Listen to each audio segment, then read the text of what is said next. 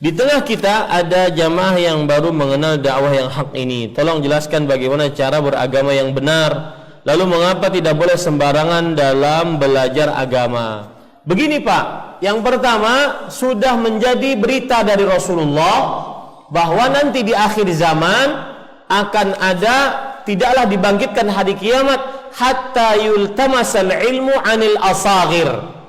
La taqumus sa'ah hatta yultamasal ilmu anil asaghir. Tidak dibangkitkan hari kiamat sampai ilmu dicari dari orang-orang yang kecil. Orang-orang yang kecil di sini maksudnya adalah orang-orang yang tidak berilmu agama tetapi menjadi ahli ilmu agama. Hanya modal misalkan peci atau surban atau jenggot atau jubah, padahal tidak faham ilmu agama. Dan ini banyak di zaman sekarang. Modal salamnya agak fasih sedikit, assalamualaikum warahmatullahi, jadi ustadz. Ini jadi masalah. Ya, dan itu sudah disebutkan oleh Rasulullah sebagai tanda hari kiamat. Dan saya pesan, tidak semua yang bertitel ahli agama, profesor, tapi bukan profesor agama, bukan ahli agama. Secara akademisi ilmu bukan, ya, doktor, tapi dokternya dokter gigi dan dia tidak pernah belajar ilmu agama, bukan ahli agama, jangan dijadikan sebagai ahli agama. Nah, seperti itu. Kemudian juga hadis Rasul riwayat Imam Tirmidzi. Kita harus yakin dengan berita dari Rasul sallallahu alaihi wasallam. Beliau menyebutkan, "Innallaha la yaqbidul ilma intiza'an min suduril ulama, walakin biqabdil ulama." Sesungguhnya Allah tidak mencabut ilmu dari hati para ulama, enggak, tetapi dengan diwafatkannya para ulama. Hatta idza lam yubqi 'aliman ittakhadha an-nasu ru'usan juhala fasu'ilu fa'aftau bighairi ilm fadallu wa adallu.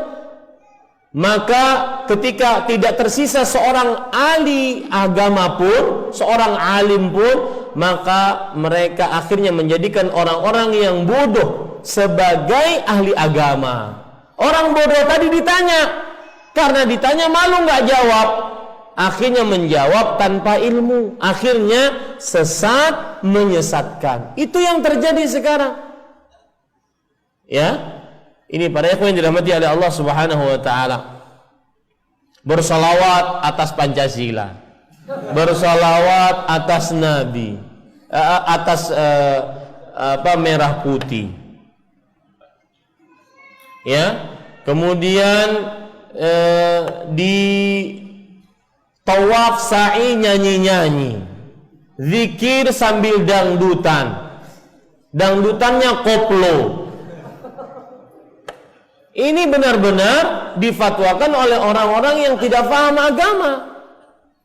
Akhirnya keluarlah zikir-zikir yang karenanya sebenarnya Imam Asy-Syafi'i rahimahullah keluar dari kota Baghdad karena zikir seperti itu. Ini para ikhwan yang dirahmati oleh Allah. Maka itu satu. Jadi kita harus sudah tahu dan yakin bahwa nanti akan ada orang-orang yang mengaku ahli agama, dia bukan ahli agama. Itu satu. Yang kedua, para ikhwah, lalu tata cara beragama yang benar bagaimana? Tata cara beragama yang benar adalah yang dijadikan sebagai sumber referensi adalah Al-Quran dan hadis.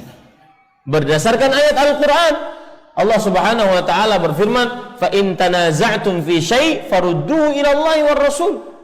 Jika kalian berselisih dalam perkara apapun, maka kembalikan kepada Allah dan Rasulnya. Maksudnya kepada Al-Quran dan As-Sunnah. Maka referensi umat Islam adalah Al-Quran dan Sunnah. Nah, Al-Quran dan Sunnah ini harus memerlukan pemahaman yang benar sehingga tidak terjadi salah paham. Maka dicarilah pemahaman yang benar. Pemahaman siapa? Pemahaman saya kah? Pemahaman bapak-bapak kah? Atau pemahaman nenek saya di rumah? Maka pemahaman yang benar adalah pemahaman para sahabat. Kenapa?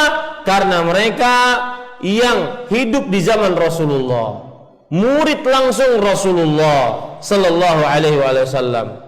Kemudian mereka kalau salah di zaman Rasulullah, langsung ada wahyu dari 7 petala langit membenarkan mereka, dan itu tidak akan pernah terjadi kecuali pada para sahabat.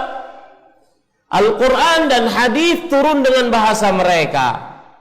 Ya, mereka sudah dicap oleh Allah sebagai manusia-manusia yang diridhoi oleh Allah, dijamin surga.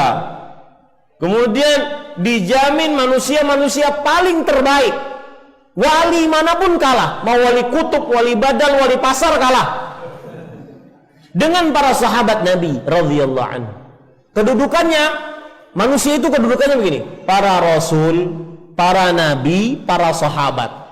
Baru setelah itu manusia-manusia di bawahnya.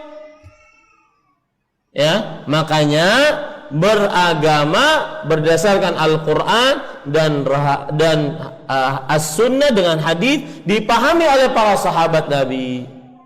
Nah, begitu cara beragama yang benar. Kemudian karenanya hati-hati belajar agama di zaman sekarang. Kita saja Pak, kita saja kalau ingin ke dokter, kita mencari dokter yang benar-benar handal di dalam mendiagnosa penyakit kita, kemudian memberikan obat yang memang cocok untuk kita, tidak sembarangan. Mau itu sakit gigi, mau itu sakit kepala, mau itu kolesterol, mau itu asam urat, mau itu gatal, maka harus ada dokter yang benar-benar kita pilih dengan teliti, tidak sembarangan. Nah, bagaimana kalau urusannya tentang agama? Maka harus lebih lagi benar-benar mencari, dan itu warisan dari para nabi dan warisan dari para sahabat. Muhammad ibnu Sirin rahimahullah, seorang tabi'i yang belajar kepada para sahabat, beliau mengatakan, inna hadzal ilma din, fanzuru amman ta'khuduna dinakum. Sesungguhnya ilmu itu adalah agama, maka lihat dari mana kalian mengambil agama kalian. Abdullah bin Umar radhiyallahu anhu mengatakan, dinaka dinaka dinak, innama huwa lahmuka wa damuk. Jaga agamamu, jaga agamamu, jaga agamamu. Sesungguhnya dia adalah darah dagingmu. Artinya hati-hati mencari ilmu, jangan sembarangan. Ya, jangan sembarangan. Ini warisan para sahabat, warisan para ulama-ulama terdahulu.